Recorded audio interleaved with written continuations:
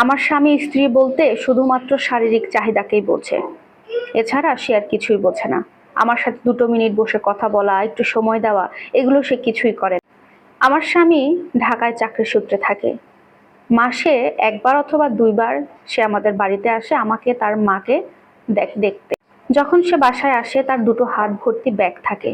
সে সমস্ত ব্যাগপত্র নিয়ে তার মায়ের ঘরে ঢুকে যায়। সেখানেই সে বেশ কিছু সময় গল্প করে। তারপরে সে ঘর থেকে বেরিয়ে ফ্রেশ হয়, আরো বাকি সদস্যদের সাথে কথা বলে।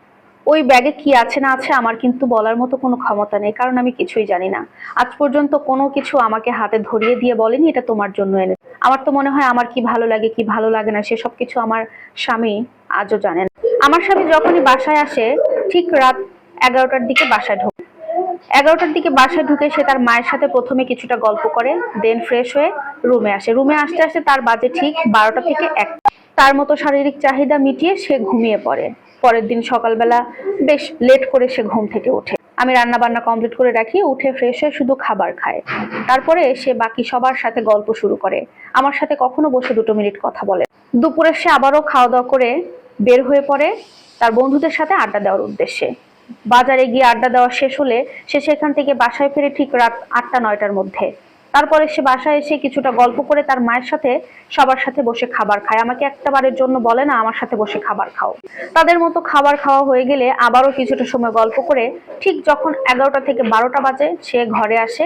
ঘরে এসে প্রতিবারের মতো আবারও নিজের চাহিদা মিটিয়ে ঘুমিয়ে পড়ে।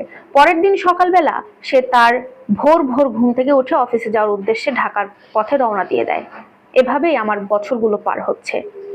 যখনই সে মাসে 2বার বাসায় আসে এভাবেই আসে, এভাবেই আবার চলে যায়। মানুষটাকে আমি অনেকবার বুঝিয়েছি যে এভাবে থাকতে আমার ভালো লাগে না। তুমি যেহেতু ঢাকায় থাকো আমাকে তোমার সাথে নিয়ে যাও, একটা ছোট বাসা ভাড়া নাও।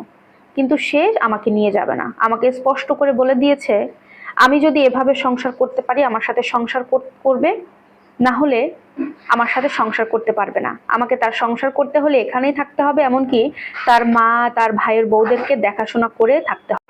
আমার এই কষ্টের কথা বলার মতো কেউ নেই। আমি যে তার সাথে জেদাজেদি করব, আমার পরিবারের অবস্থাও ভালো না। আমার বাবা বেঁচে নেই, আমার মা আছে, আমার এক ভাই আর ভাবি। আমার মা ভাই আর ভাবির উপরে খায়, আমার ভাই ভাবি খুব একটা সচ্ছল নয়।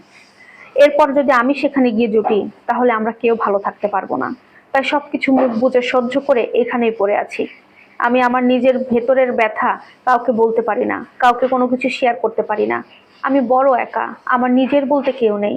আমার স্বামী আছে কিন্তু সে থেকেও না থাকার মতো। আমার মতো হতভাগী পোড়া কপালি মেয়ে জানি না আর কত ঘরে ঘরে আছে, বেঁচে থেকেও মরে যাওয়ার মতো আছে।